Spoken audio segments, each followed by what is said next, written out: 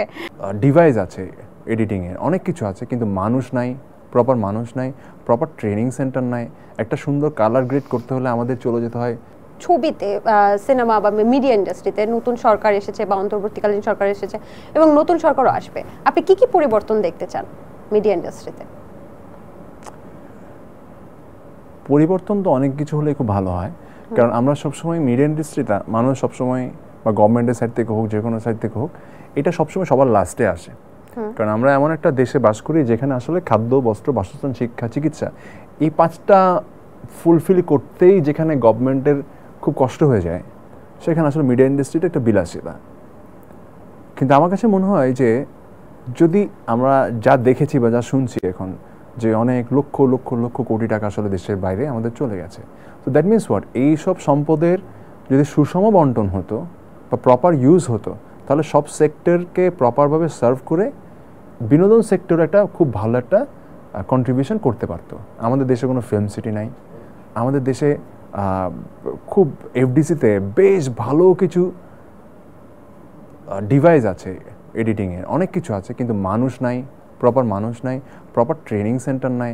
একটা সুন্দর colour grade করতে হলে আমাদের চলে যেতে হয় 250-টিরও বেশি ডিজাইন অপশন নিয়ে ওয়ালটন স্মার্ট ফ্রিজ, বোঝে আপনার প্রয়োজন।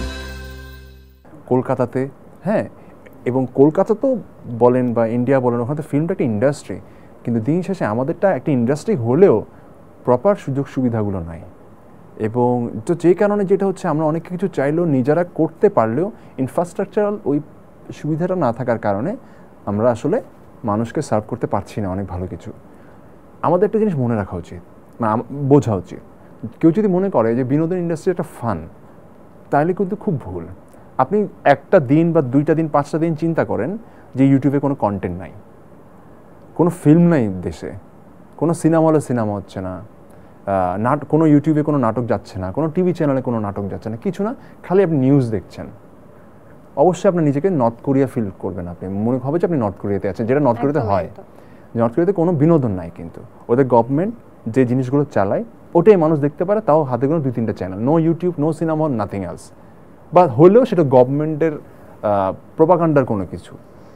সো এটাই যদি এখন মানুষ, বিনোদন একটা খুব ইম্পর্টেন্ট একটা সেক্টর, এটাকে যদি ভালোভাবে একটু নজর দেওয়া না হয়, বিভিন্ন ক্ষেত্রে যদি আমরা আসলে অনেক অবস্ট্রাকলের শিকার হতে থাকি, তাহলে অনেক কিছু আসলে আমরা চাইলেও পারবো না। আমাদেরকে নির্দিষ্ট একটা গণ্ডির মধ্যেই ঘুরপাক খেতে হবে, এবং মানুষ তখন বোর হয়ে যাবে, এবং দিন শেষে আসলে হাফ ডান থাকবে সব কিছু।